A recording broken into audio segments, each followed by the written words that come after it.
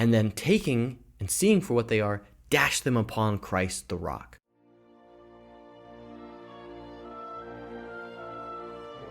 Hello, and welcome back to Benedict and Spirituality 101. I am Brother Francisco Whitaker, and this is All Good in the Brotherhood.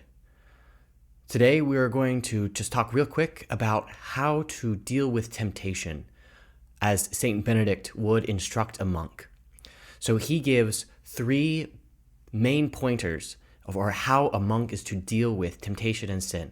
And these are drawn from different chapters of the rule. These are not necessarily the only 3 things that Benedict says, but I think these are the 3 main things we can learn from Saint Benedict on how to just wrestle and deal with the reality of temptation to sin. So the first one is when Benedict says, whenever you have a thought invade your mind, whenever you have an impure desire, an impure motive, or a desire for something that you know is not good, whatever it is, as soon as you have it invade your thoughts, dash it immediately upon Christ the rock.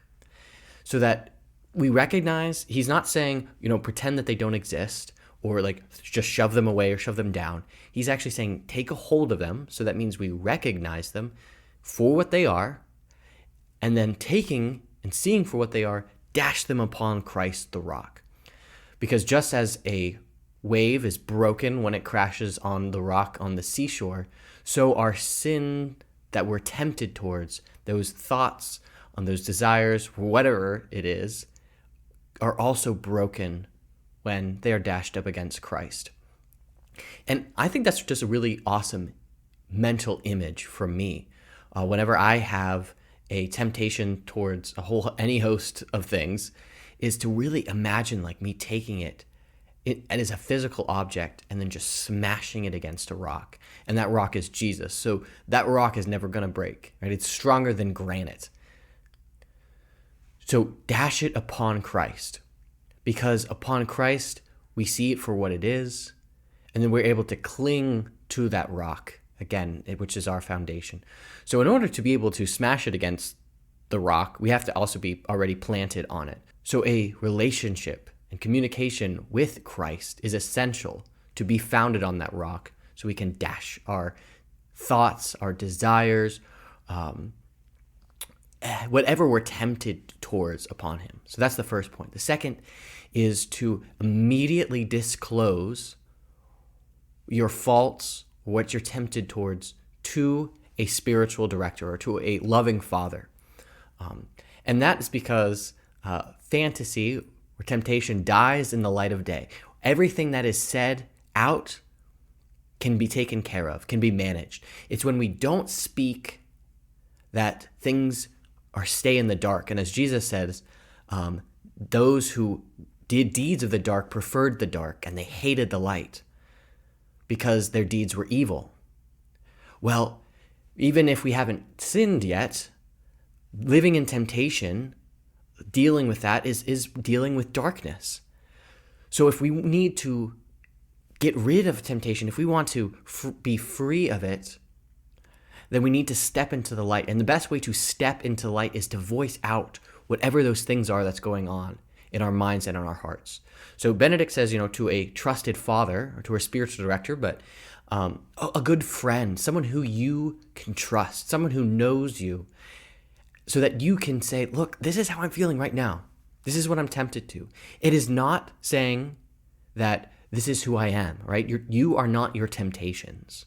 You are not what you're inclined to. You are not your attractions.